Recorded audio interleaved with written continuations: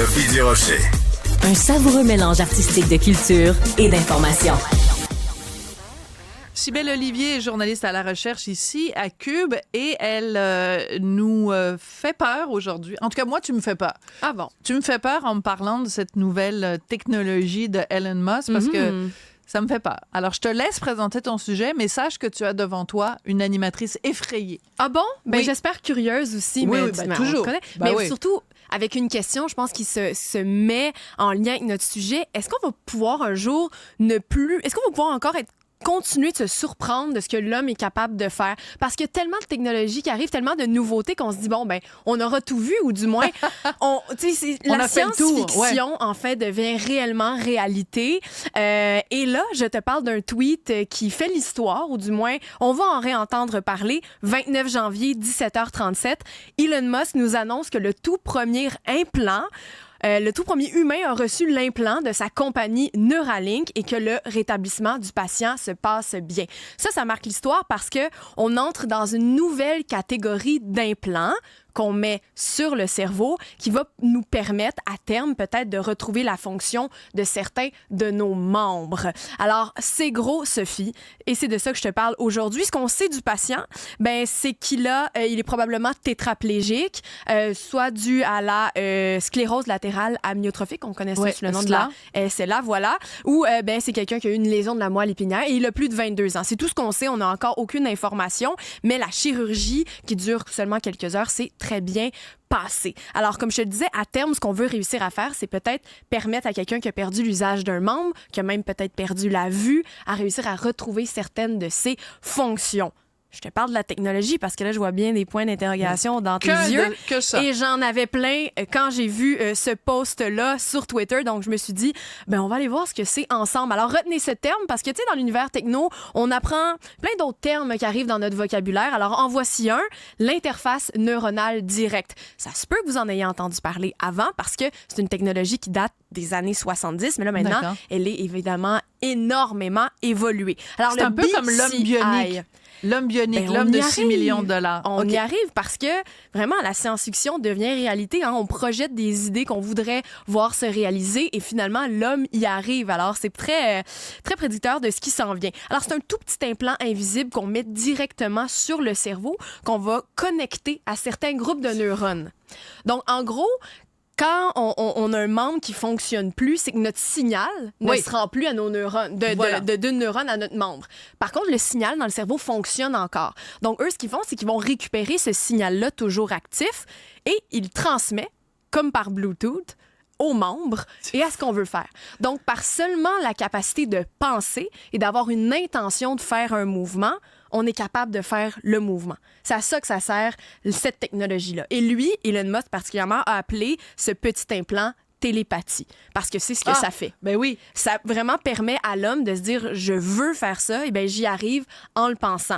Donc, distance, tranquillement, oui, c'est ça. Donc, quelqu'un, par exemple, ce qu'on a réussi à faire pour l'instant avec cette technologie-là, Elon Musk ne l'a pas encore pratiqué, lui, sur l'humain, mais étant donné que la technologie existe déjà, on sait qu'on arrive, par exemple, avec un implant, à regarder un ordinateur et pouvoir faire bouger le curseur sur certaines lettres pour écrire, pour communiquer sur les réseaux sociaux, pour quelqu'un, par exemple, qui est aphasique, qui n'arrive pas à discuter. On arrive à faire bouger, par exemple, un bras bionique en voulant envoyer notre signal neuronal aux membres. Alors, c'est complètement fou. Et ben, Elon Musk, lui, arrive à vraiment une nouveauté aussi technologique. En 3 points, je te les explique. Je pensais que tu allais rebondir avec quelque chose. Il y a un petit moment de silence. Le sens-tu à quel point je suis comme estomaquée? Ben, je te bombarde, mais en même temps, c'est tellement fascinant. Je lisais ça j'adore hier. quand tu me bombardes, si belle. Tu sais, avec la paix, là, hein, Sophie, bombardée avec amour. Mais, ben oui, ben oui. 3 choses, donc, pourquoi Neuralink est différent. Parce que, comme je t'ai dit, c'est une technologie qui existe depuis longtemps, mais Elon Musk a encore réussi à se distinguer. Tout à fait, à apporter de la nouveauté, un peu plus d'extraterrestre dans ce qu'il nous apporte. D'accord. Donc, l'implant, puis je pense qu'il est Tristan va être capable de vous mettre une image à l'écran qui va vous donner un peu l'idée de ce à quoi ça ressemble. Alors, c'est un implant assez gros comme un 25, un petit peu plus petit qu'un 25 cents. Mettons un 10 cents. Un 10 cents. Il contient 64 petits fils. Donc, c'est des petits cheveux sur lesquels il y a des électrodes. Donc, c'est là qu'on va rechercher le signal électrique du cerveau. Et chacun des petits cheveux vient s'implanter, voilà, puis on va le voir ensuite, à des endroits très précis dans le cerveau. Donc, c'est ce que vous voyez présentement. Alors, on va chercher des groupes de neurones très précis. Alors qu'avant, ce qu'on avait, c'était des micro-implants qui ressemblent à des microscopiques brosses de cheveux, mais c'est un endroit, c'est rigide et avec seulement 100 petits électrodes. Donc, on a beaucoup moins de grande portée pour aller capter nos signaux neuronaux. Alors, il y a ça d'abord. Il y a la manière de l'implanter. Ce que vous avez vu, ben, c'est un robot qui le fait. Avant, c'était des humains qui implantaient ça avec les autres types d'implants. Elon Musk, lui, il va avec un robot hyper précis qui vient placer les cheveux exactement au bon endroit. Et finalement, ben, c'est tout petit, c'est compact et on ne le verra pas, cet implant-là, chez quelqu'un qui l'a sur son cerveau. Alors que les autres, ben, on le voit au travers. Alors, il y a tout ça qui s'en vient. Puis en 2024, ben, ils espèrent continuer leurs essais cliniques parce que, bon, c'était le premier tout récemment. Et là, bien sûr, ce qu'ils voudraient avec sa compagnie Neuralink, ben, c'est de continuer de faire des tests.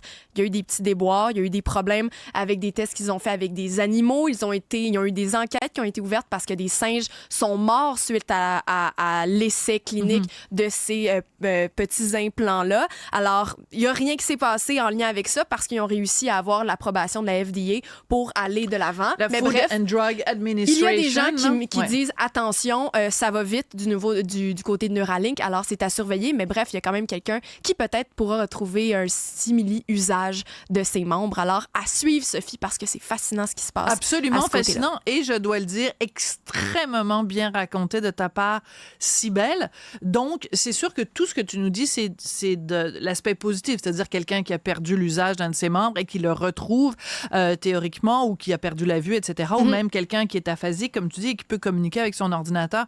Tout ça, je trouve ça fabuleux. C'est pas ça qui m'effraie. Ce qui m'effraie, c'est, comme toujours, là où il y a de l'homme, il y a de l'hommerie. Oui. Hein? Mais si je peux ajouter quelque chose que j'ai pas mentionné qui est intéressant, ce qu'il voudrait faire à terme, ce qui serait magnifique, ben, c'est d'être capable d'aller aider les gens qui ont le Parkinson, les gens qui ont l'Alzheimer aussi, ou d'autres types de maladies mentales qui pourraient être réglées grâce à ça parce que, comme Elon le dit, on règle un problème électrique par une solution électrique, puis c'est ce que ça vient faire. Mais oui, il y a des craintes. Et Dieu sait que Elon Musk, il connaît ça. Ah oui. L'électrique. L'électricité, il connaît ça. Tout à fait. Écoute, très bien résumé. Espérons que ce genre de technologie sera utilisé à bon et non pas à mauvais escient. C'est ce qu'on se souhaite. Merci beaucoup, Cybèle Olivier. Ça a été un plaisir, drôlement intéressant. Et on salue Ellen, qui lui aussi nous écoute régulièrement. Tu sais, il y a Taylor Swift qui nous écoute régulièrement au 70, tu sais, sur sa chaîne Elix. Ben là, Ellen aussi, on le salue. Salut, Ellen. Bonne soirée, Hélène. Merci à Marianne Bessette à la recherche, Maximile Sawyer à la recherche aussi, Tristan Brunet-Dupont à la réalisation. Merci surtout à vous à la maison qui nous écoutez, qui nous regardez, qui nous choisissez. Merci et à demain.